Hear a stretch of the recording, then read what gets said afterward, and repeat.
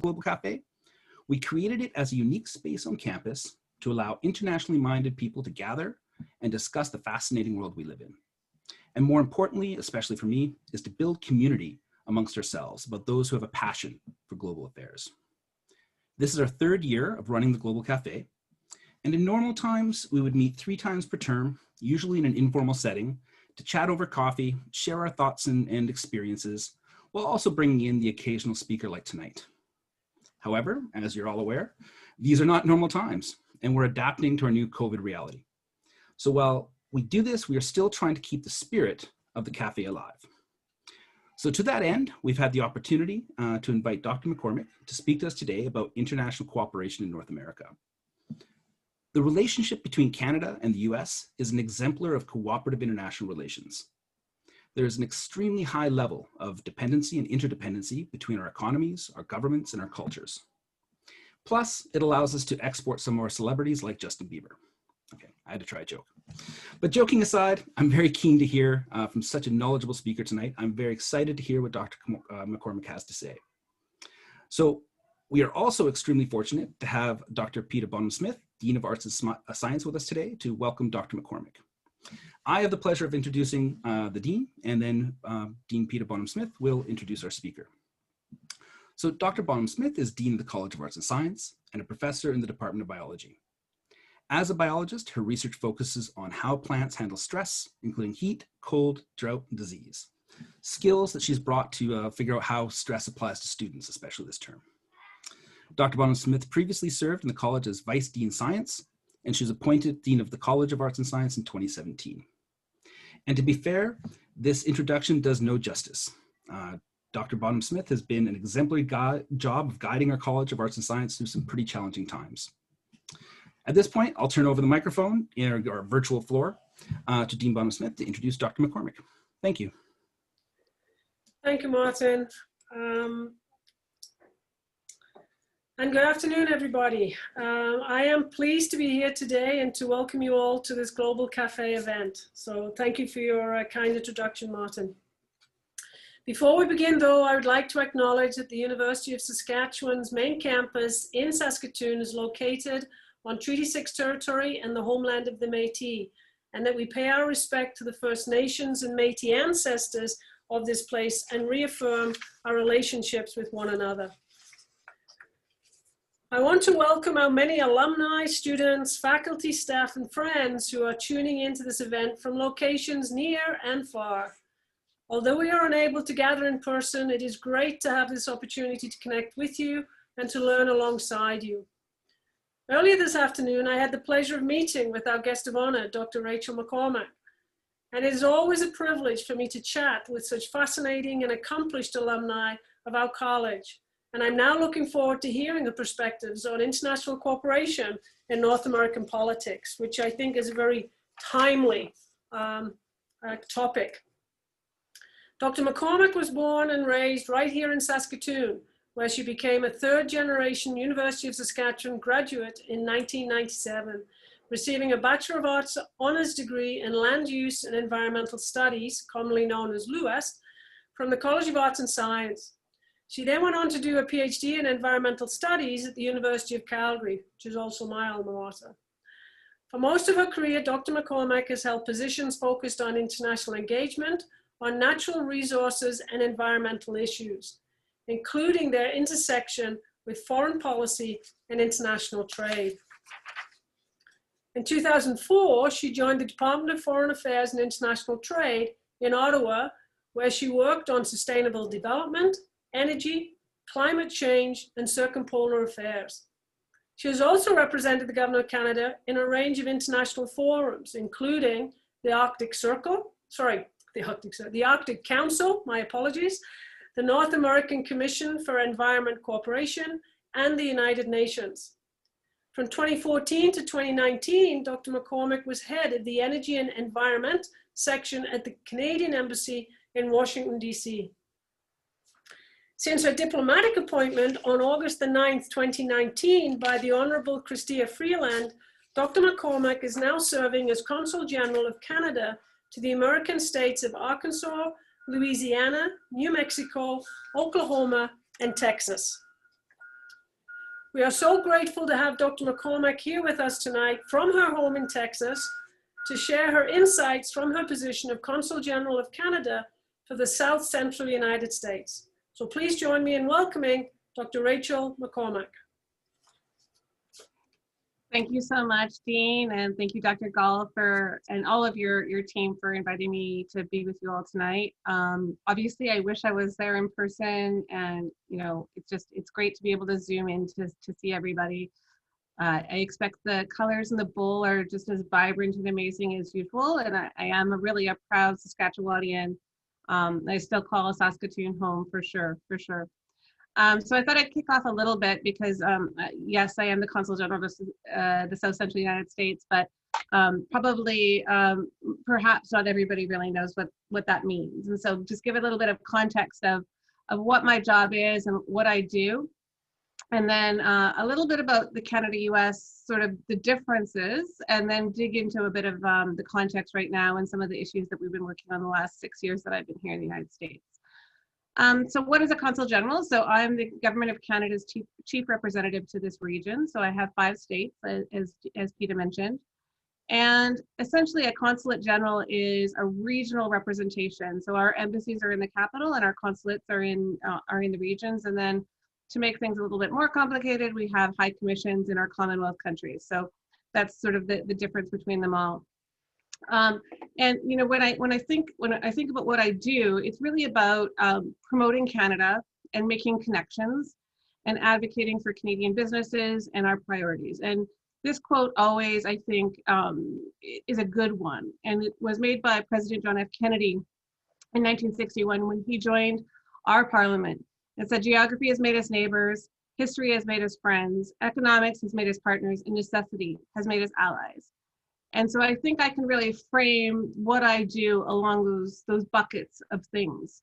Of course, almost everybody I talk to has a connection between Canada and the US. So I talk to lots of people down here in Texas that love Canada. They go up and fish. They have wonderful stories about visiting different places or working with different businesses. But also, the border, the longest undefended border in the world. Which is nothing to sort of minimize, of which 43% of that border is water. And I think that's actually something that surprises people, because if you think about how important water is, and I know that water security is actually one of the priorities in a prolific program at the University of Saskatchewan, water is really important. And it matters at the local level, and how it's managed as it goes back and forth between our borders really matters. And then partners, business, I'll talk a little bit about trade, but the integration amongst our businesses and our trading partner with the United States is so huge. It's really amazing, especially in the energy sector, and I'll talk a little bit about that. And then allies. We are each other's most consistent partner in many ways, sometimes not always. But we have the longest joint standing command in NORAD, which is actually really interesting. And I tell the story a lot about on 9/11 when the airspace was closed down. The number 2 at NORAD is always a Canadian, and it was a Canadian that shut the airspace. And we just celebrated the show Come From Away here in our territory at 8 different cities, which is the story where Gander, Newfoundland welcomed so many Americans to really take cover for 5 or 6 days. And it's really a great example of that security relationship. Here in Oklahoma, we actually have the largest Canadian detachment of Canadian forces working at Tinker Air Force Base. And there's so many examples of how we work together on security. And so obviously that allied nation aspect of our relationship is really important. So as a Consul General, in a consulate, we have 3 main functions, and I have a fantastic team here working with me. The first, I think that most people would be familiar with, is the consular function. So if you lose your passport, you get into trouble, we're here to help. I want to put a plug in, we have something called the Registry for Canadians Abroad. So whenever you travel, you can actually put your name in. So if there's a natural disaster or a civil unrest or anything else, the embassy or consulate where you're traveling can actually contact you and tell you what's happening and make sure that you're safe and help you if you are in trouble. So just putting in a plug for that. The second thing is advocacy and public diplomacy. So regionally, I liaise with governor's offices, state legislatures, but also all the people that are elected in region to represent their constituents in Washington, D.C. And I talk to them about Canadian priorities, some of our defensive interests, how can we collaborate together. I also talk a lot with influencers, the people that influence the policymaking process, chambers of commerce, etc. And then the third aspect is, of course, trade. I spent a lot of time talking to businesses about opportunities to invest in Canada, opportunities for Canadian companies to trade more with the folks in this region, and how to build that economic relationship even more. And obviously these things change over time based on who's in power, and you sort of have to reframe a lot. But the priorities kind of generally go into the buckets of trade, energy and environment, security and defense, and then culture and people. And that's pretty consistent no matter who's in power on either side of the border. And that's shifted over the time that I've been in the United States, but that's pretty consistently what we do.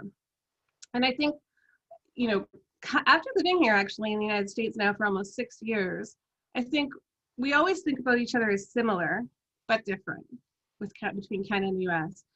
And I think the longer I live here, I really realize how our differences and how we govern make a real impact on our ability to do different things. So similarly, we're countries of regions. We have regional issues that are really important to different parts of the country. We have a sharing of powers between federal government and states in the United States or provinces in Canada. We have head of government elections that happen every 4 years. But there's a lot of differences here in the United States that really change. There's lots of focus on the presidential election, and I'm sure some of the questions will get to that. But the House of Representatives, they get elected every 2 years. If you think about that, like pretty much as soon as you get elected, you're thinking about your next campaign, you're raising funds, et cetera, et cetera. And there are a representational amount of people in the House, in Congress in the US. And that changes over time. So a really interesting thing for next year is actually the census in 2020 will redraw the lines for all of the United States.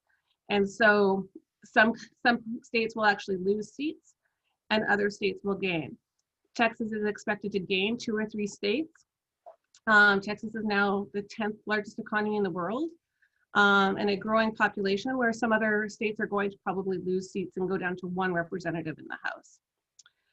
The Senate, of course, is elected every 6 years, so it's off cycle with the presidential election as well. And of course, our Senate is not elected right now. But really importantly, I think it's the judiciary branch in the US. And I think that's a significant aspect that we may underestimate sometimes in terms of the differences between Canada and the US. Because as policy is made, it's almost guaranteed in a world of cooperative federalism, which is kind of a buzzword and means different things to different people. But the states almost always sue over big legislation that goes forward. And so that's really important. So who's elected to the bench, not just the Supreme Court, but other levels of the judiciary branch. And President Trump has actually filled over 200 seats when you look at all the levels of the circuit courts and the lower courts. So that's a really significant impact on the different parts of government. Now, just to dig in a little bit to some of the substantive issues, I thought, first of all, I'd talk a little bit about sort of the energy relationship and the environment relationship. And so just to get into a little bit of the numbers, this map is interesting, I think. The darker the color shows how significant by GDP the energy relationship is. So you can really see how significant the energy relationship that Canada has with the US is, and with different states. And Texas is, of course, it's not super dark, but when you look at it, $18.47 billion worth of GDP in Texas is tied to trade and investment with Canada, which is really nothing to sneeze at whatsoever. And this is all 2018 data, but it goes across all different forms of energy. So it's about our renewable energy exports in terms of the electricity sector, but also oil, gas, uranium, etc. And so this is just a different way to look at it in terms of the percent of imports both ways, which shows that we actually trade a lot both ways. And that's interesting because different types of oil exist in different parts of the country, in the continent. So we export a lot of oil to the area that I live in now because their oil refineries are configured to take that heavy oil that we have in Western Canada. And our ability to trade that has really increased over time. And I think it might be interesting to know that, for example, in 2005, the US imports of crude peaked at about 10 million barrels per day. And at that point, 48% came from OPEC and only 16% came from Canada. And in 2019, we actually had over 56% of the trade from Canada coming into the US. So we over doubled our trade to the US, and OPEC was cut significantly. And they only have 22% of the import volumes. And that's really important and consequential from a North American energy security and economic security perspective. And I think that aspect of the energy relationship is perhaps not discussed as much in the public as might be important. But we also actually import a lot from the US in terms of their crude, their light crude gets exported to our East Coast refineries and refined, and it comes back. So this is just, you know, different ways of looking at it in terms of how much of our energy is traded back and forth. This is just a really quick snapshot from a map of all the oil and gas pipelines that go back and forth across the border. Over 70 of them go transporting oil and gas both ways across the border between Canada and the US. And I'll dig into a little bit about, I would say, the most famous pipeline that's never been built, KXL. And happy to talk a little bit about that. But then also electricity. This is the transmission grid in North America. And in many ways, it actually runs north-south more than it does east-west. And that's really important. Electricity is truly the backbone of our economies in terms of all of our lifelines, whether it's medical, internet, communications, et cetera. And when you look at this, it's really essential to understand that Canada and the US have to cooperate on this because our reliability standards, cyber, the resiliency of the grid in terms of extreme weather events that are increasing in the context of climate change, all of those things, we create vulnerabilities across the grid, and we have to work together to make sure that we're making sure that our grid is as strong as possible. So we've set up a whole bunch of things to make sure that we're cooperating in that. So just get into KXL a bit. As I mentioned, and others, Peter mentioned, I was at the embassy in Washington, D.C. for 5 years before arriving here last summer. And, you know, each few years has a different emphasis. But when I arrived, I kind of think of that as the KXL era. And it was like one of the biggest issues. And actually, energy and environment are almost always one of the biggest issues in the relationship. And, you know, it was the full part. It was taking a lot of air in the room in terms of our conversation. Of course, that pipeline has been fully permitted in Canada for about 10 years now. And currently it was actually the first thing that President Trump approved when he came into power, but it's been challenged through the courts. It is not supported at the state level. So it's been challenged a number of times and it is still not approved here in the US. And it's really interesting to talk about because it's not about the pipeline per se. A lot of it is about the product that goes through it. And so I think this is a really great example of me talking about what my job is. Because a really important part of what I do is to make sure that other people aren't telling our story for us.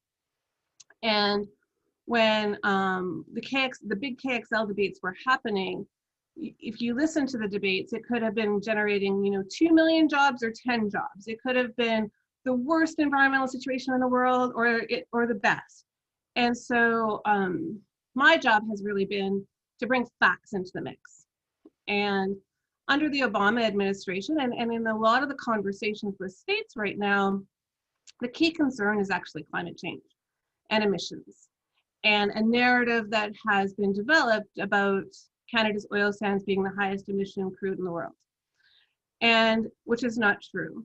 And so both for the pipeline, but also for some policies in California, like the low carbon fuel standard, what we've said is, here's the data, here's the science.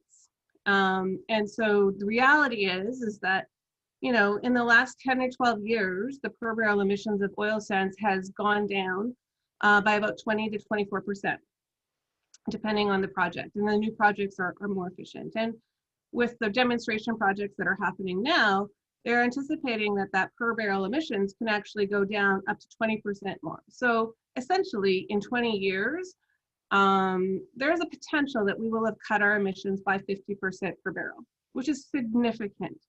And it's not the story that necessarily is told in a soundbite.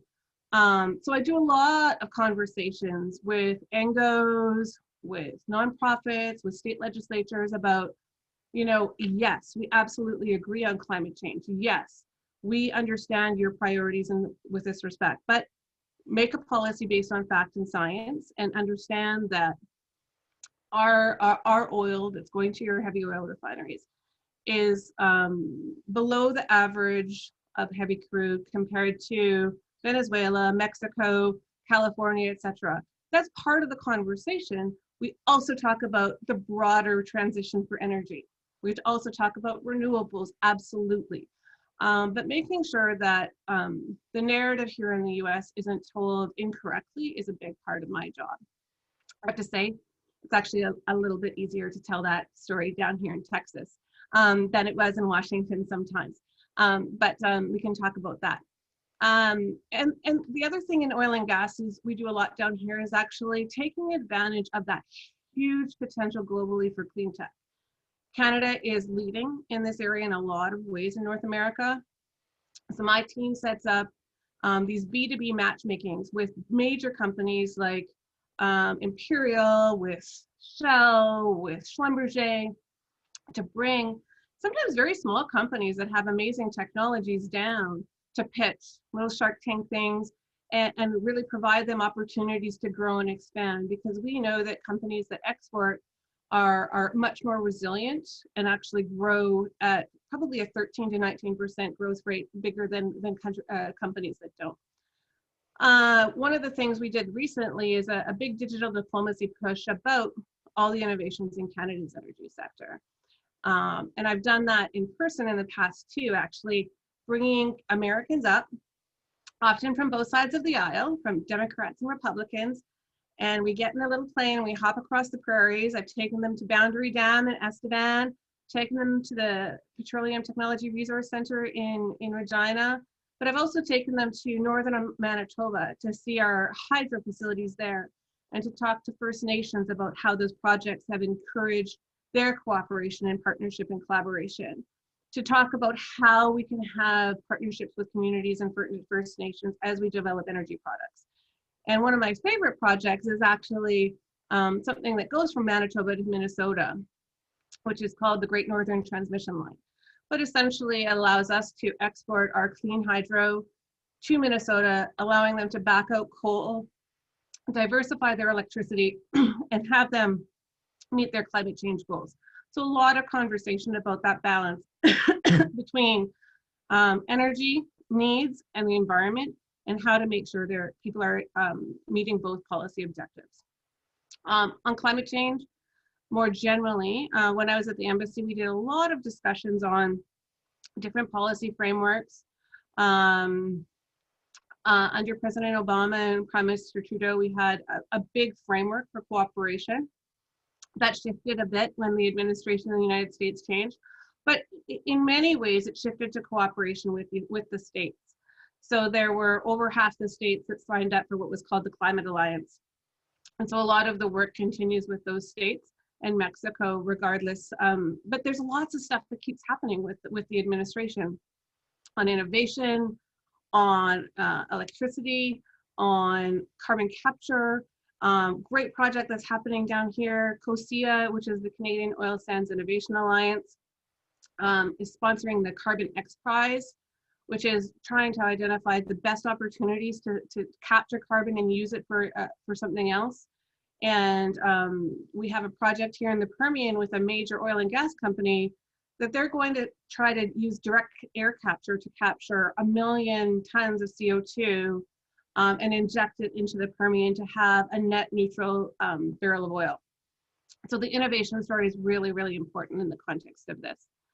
I'm going to quickly go a little bit to trade and just show a little bit more about sort of what the value of trade is in the United States.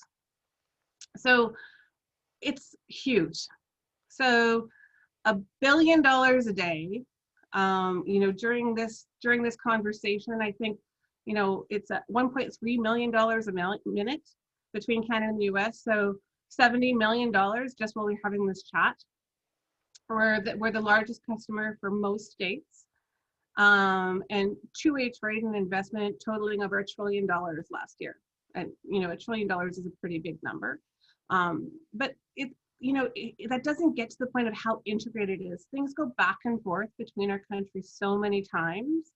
And like, if you look at the goods that we sell to the US, an average of 25% of that content is actually US content.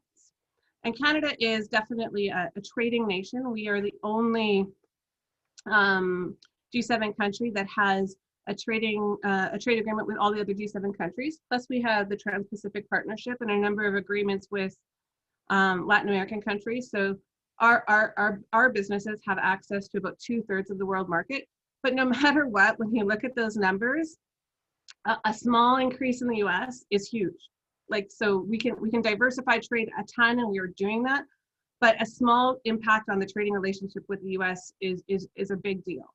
And so a lot of what I do is advocating in terms of ensuring that there's no new tariffs, ensuring there's no friction, ensuring that movement of goods happens really seamlessly.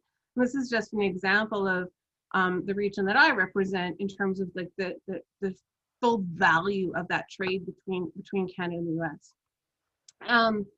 And so, of course, I'm sure everybody watches the news. Trade has been a really big part of our relationship the last couple of years. In fact, I think it could be described as really an existential situation at one point, where there was a threat that NAFTA was going to be torn up, not going to exist anymore.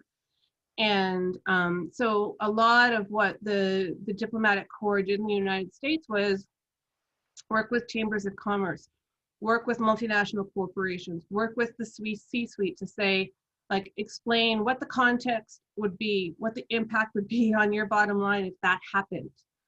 What is the risk of us not having NAFTA? We've had to deal with what's called 232 tariffs, and I'm sure you've heard of the steel and aluminum tariffs, for example. And a lot of this connects back to Saskatchewan. You know, Evraz and Regina, huge producer of steel pipes, significant impact on them when the steel tariffs were on Canada.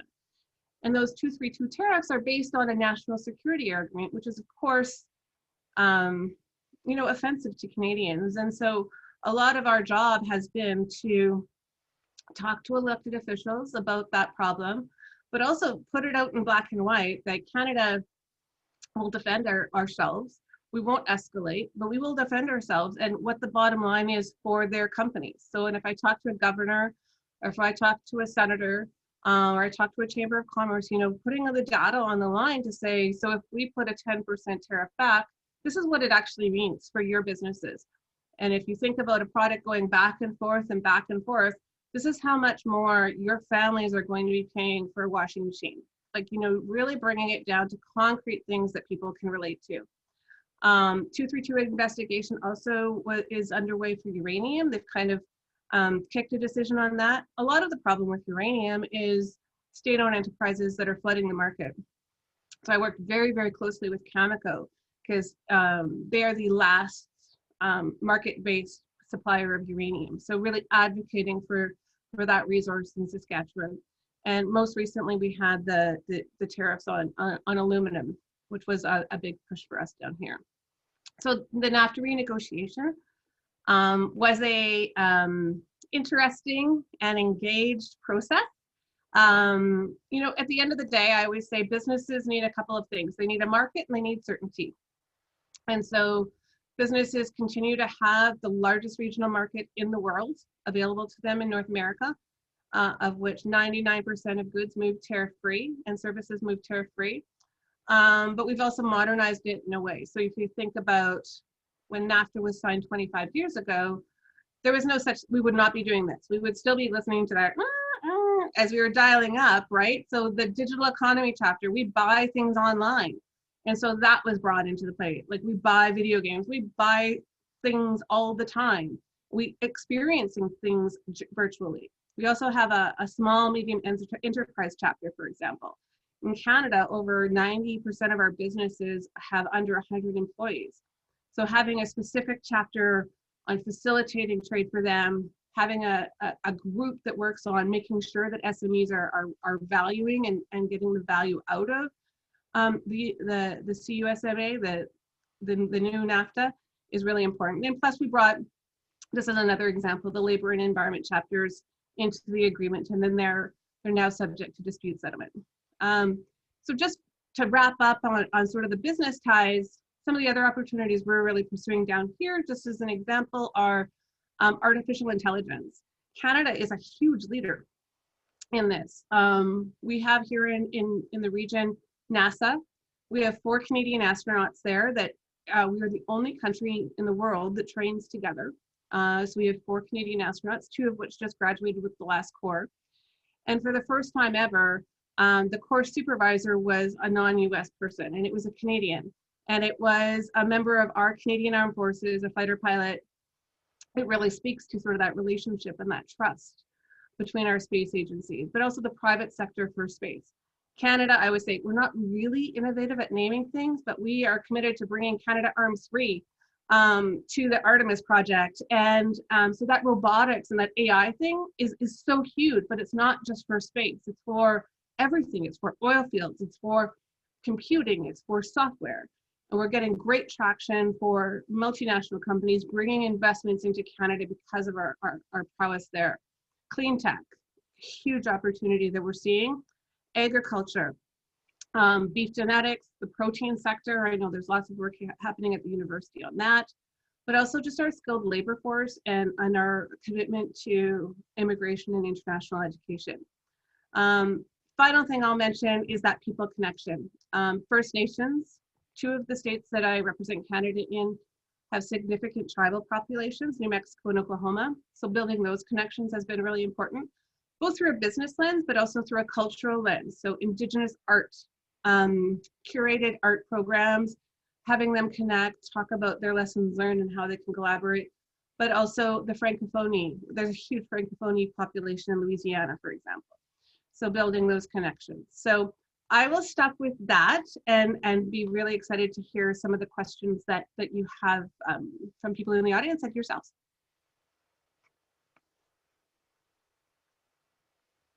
There, technical glitch, as I said, I'm muting myself.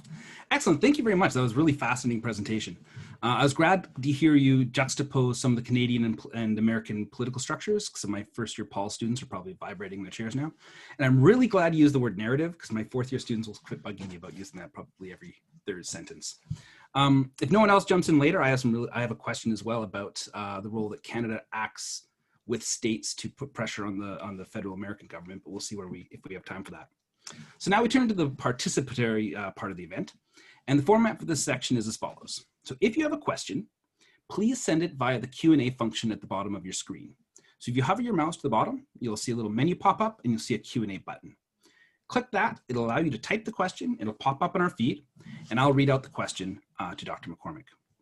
While we're waiting for your initial questions to come in, my co-moderator, Cade Brossart, will introduce himself and then pose the first couple of questions that students have prepared in advance.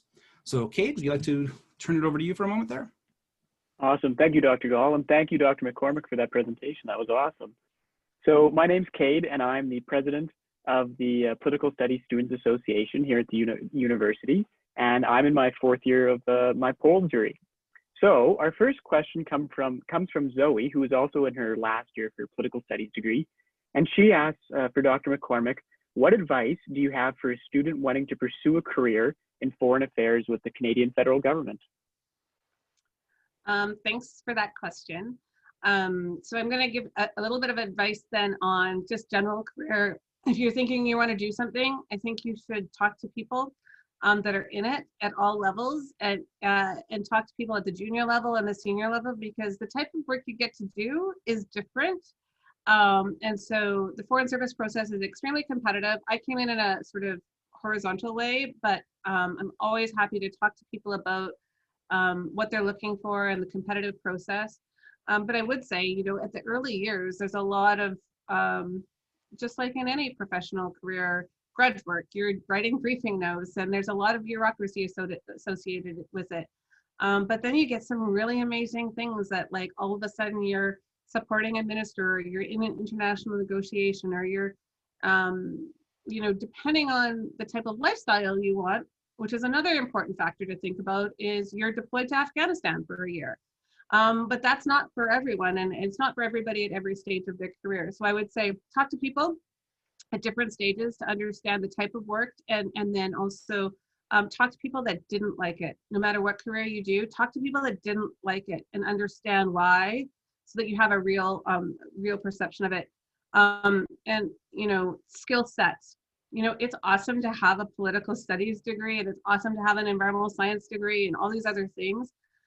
But talk to those people about the skills that you need to understand, like, is this the kind of work I want to do? Like writing. I mean, a lot of what I do is walking up to people cold at a networking event, and essentially, I would say I couldn't be in sales, and I still feel like I couldn't, but in a way, I'm selling Canada, and so it's not easy.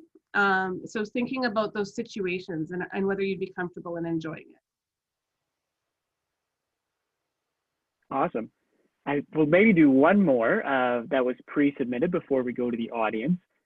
So Darian asked, and this is kind of, you touched on it, but he asks, being in foreign affairs and being reassigned every few years, how does one have a stable family relationship having to move? Right. So yeah, I have two kids. They're 8 and 10. We left Canada when they were 2 and 4.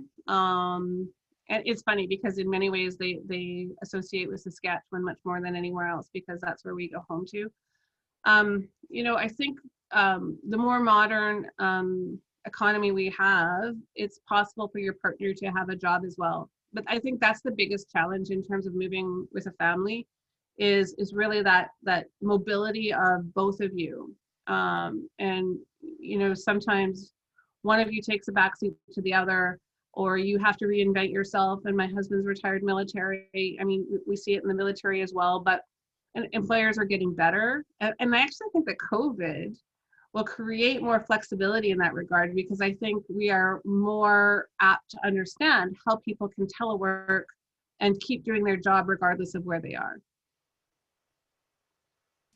Perfect. Thank you very much. We've got a few questions now that have popped up on our Q&A. So Stacey would like to know what you think the effect of the US election will have on our trade system. And kind of as a segue to a second question, how is the tension between US and China in terms of trade have potential impact for Canada? Sure. So I think that, you know, the US election is, of course, happening at the same time as COVID. And I think there is a danger always in a time of crisis to become protectionist. And I think that that's coming from both sides of the aisle. I don't think it's one party or the other. And so I think it's really important. And in the context of the NAFTA renegotiation, I think we had to do a really good job of, we're Canadian. We're not necessarily good at bragging about how important we are to the US, right? And so we really had to get out there and explain, like, why we're so important. In the context of COVID, when there was situations where perhaps there was going to be bans on exports from the US to Canada, talking about how an integrated supply chain actually made sure that we were stronger together. So having those concrete examples is going to be really, really important. Working with chambers and businesses so that they can explain why those integrated supply chains are actually crucial. is going to be really important, no matter who wins the election. On China, I think obviously that's going to be a continuing saga. I think we share many of the concerns that the US has with respect to intellectual property and technology theft. But we also see great opportunities for Canadian businesses with this huge market. So it's a very delicate balance. Obviously, we have 2 Canadians that are in detention. That our relationship with China is not going to be resolved until that situation is addressed. It is completely unfathomable to do that. And obviously, we need the US to be bringing in that intervention as well, advocating for their safe return and their safe ability to have diplomatic support and access to their family.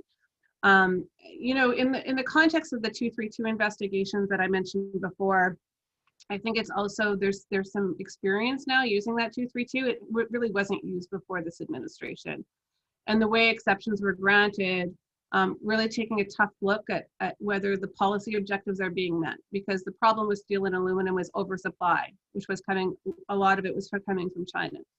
And when you look at the exceptions that were provided, they were disproportionately provided to Chinese companies and even more than Canadian companies. And so, we have to really be about like the facts and be a strong advocate and consistent advocate for Canada, because we can get kind of sideswiped in the China-US trade, not war, but battle.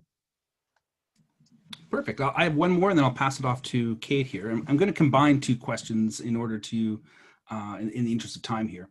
So Wally the Walrus, love the name, spoke about how you use science and data in your presentation. Do you have trouble dealing with some of the politicians or businesses and that kind of fake news environment that the people keep talking about in the United States? And Logan brings this up as well.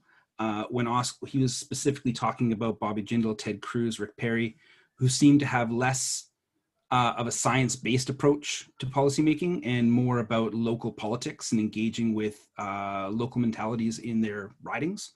So do you find that the science aspect or the fake news challenge comes into your work? Sure. Yeah. I love a good debate, and I love to bring facts into the mix. But there's also lots of times where you have a conversation with somebody where it's clear that the facts don't matter. So I think, going into any conversation, it's important to understand what the other person's motivations are and what they're trying to seek. So as a diplomat, my job is to understand that and see if I can get to some common ground, even if it's not through the same channel. So I can deliver my science points, I can talk about the data and the facts, but if it doesn't matter to that person, then finding a way to get to the common ground on a basis that matters to them and has the outcome in terms of advocating for Canada is okay, right? You can talk about the facts and get to an outcome, even if it didn't come from that conversation. I think you have to be flexible in terms of meeting your goals. Obviously ethically and within your moral compass, etc. But we are strong. We talk about the data, we put the facts out, and especially economic data and the science and the resiliency issue on climate change and things like that. We've had a significant number of hurricanes in this region. Communities, mayors, state level governments are understanding those sorts of things. Even if they don't talk about it through a lens of man-made climate change, they're talking about resilience and talking about addressing the factors that's creating the risks that they're presented with. Awesome. Well, since you touched on climate change, I think we're going to move to a question that was from Warda, and she's asking about how climate change and the economy impact the Canadian relationship. So she asks, how will the transition to a green economy impact the Canadian-American energy trading relationship? Obviously had a little bit more knowledge on the relationship than I did before your presentation, but definitely learned something new. So sorry, can you just say that one more time? For sure. So how will a transition to a green economy impact the Canadian-American energy trading relationship? Sure. So I think, I've had lots of interesting conversations with people. So first of all, I think we have a really huge opportunity with our major infrastructure project off the West Coast with LNG Canada. It's going to be the cleanest LNG export facility in the world, partially because it is almost fully electrified, and because we are, unlike the US, we have over 83% of our electricity is no emission electricity, and we have a goal of that being 90%. So if we work to electrify our economy, we have a real advantage in that sense. And there's a lot of discussion about natural gas being the next sector that would be an international trading system in terms of carbon credits. So that's a huge opportunity for us. That we already have that in the aviation sector. We're having it in the fuels for cruise ships as well, and shipping.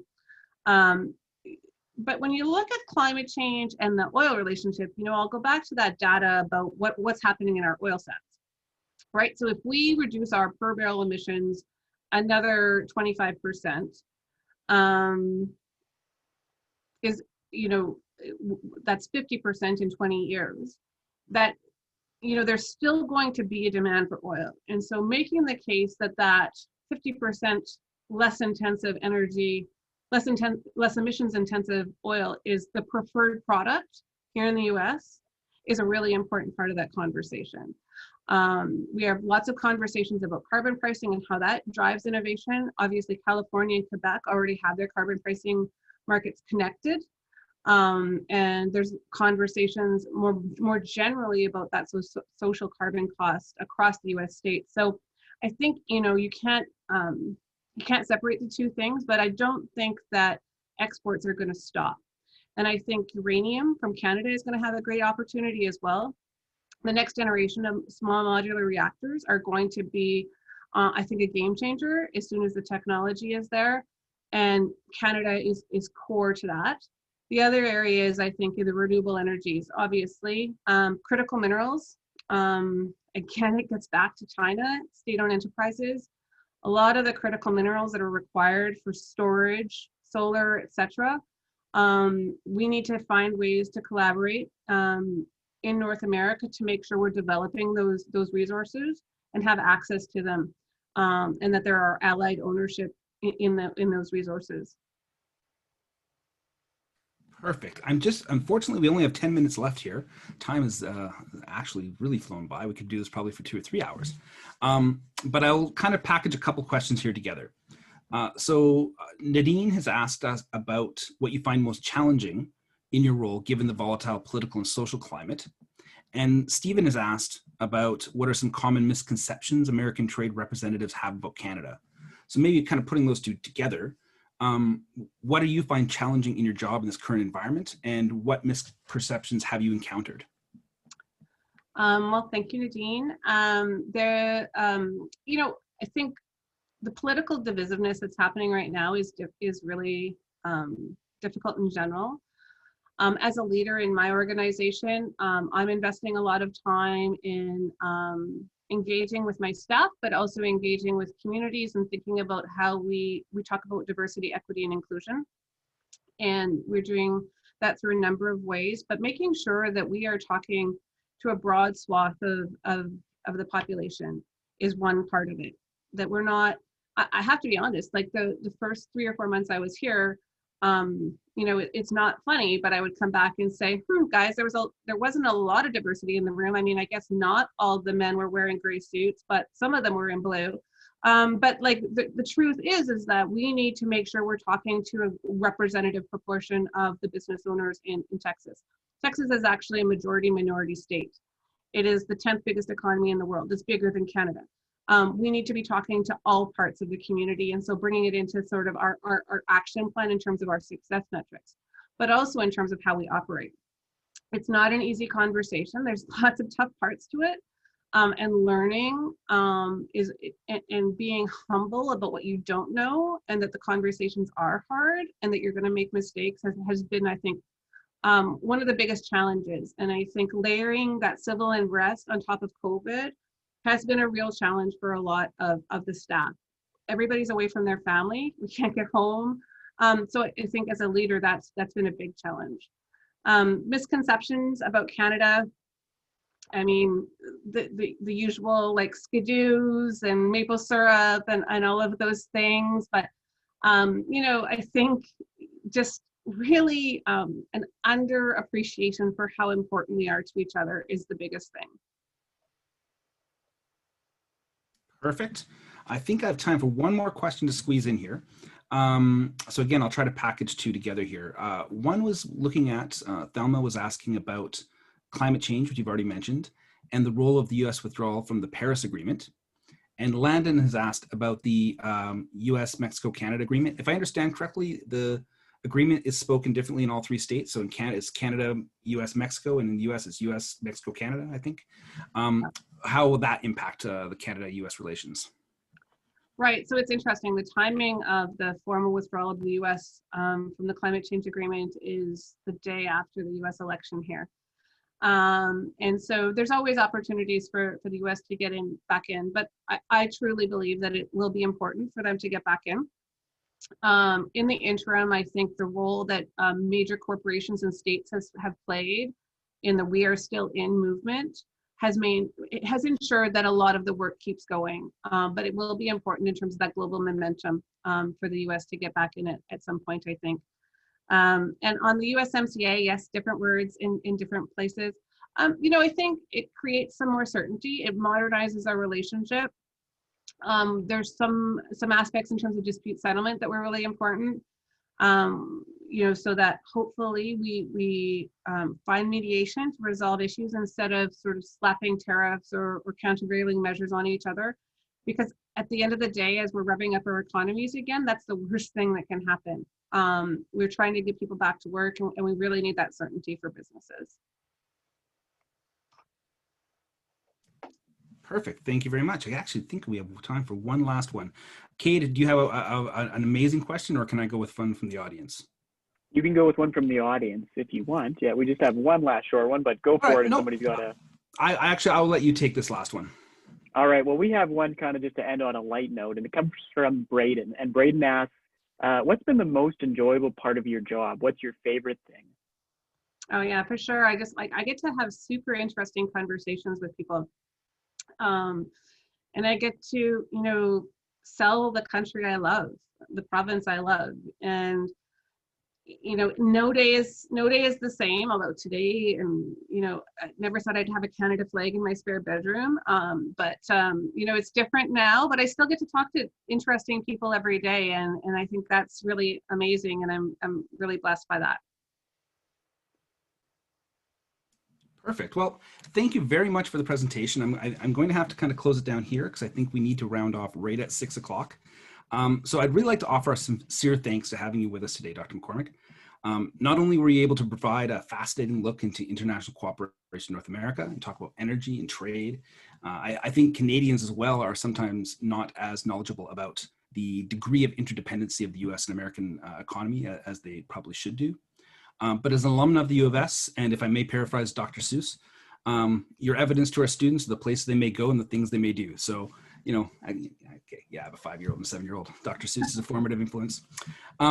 Before we end tonight, I would really like to thank Dean Bonham-Smith for her warm comments and Cade Brossard for co-moderating. I'd like to thank our Alumni Association and especially Kristen Greba for their pivotal role in making this happen. And I'd like to close with just a reminder of a few of our upcoming events. And Dr. McCormick, you're more than welcome to join us for some of these things that will be coming up for the rest of this term. On October 6th, we're going to have a noontime session on the provincial election with videos from the SAS Party, the NDP, and commentary from our own Professors Garcia, Burdell, and Beattie. Kate and myself will be returning as moderators for that event. On October 29th, we'll be having a panel discussion on the American election with videos explaining what Republicans and Democrats believe to be at stake in the election and commentary from Professor Quirk at UBC. On November 18th, time to be determined, we'll be having our second Global Cafe with Ms. Tricia Geddes, Deputy Director of Policy and Strategic Partnerships at the Canadian Secret Intelligence Service, who will also be explaining some opportunities for new graduates to apply for work in the Canadian government. And we're still working potentially for November 20th on a mayoral town hall for our municipal elections. Dean Peter Bonham-Smith, is there anything you'd like to say before we close off for the evening? totally unprepared, but thank you very much for a very, it was an informative conversation for me, because this is definitely not my area.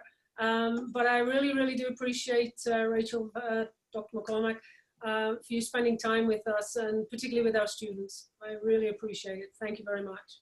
Anytime. I probably should stand up and say that as well. Sorry.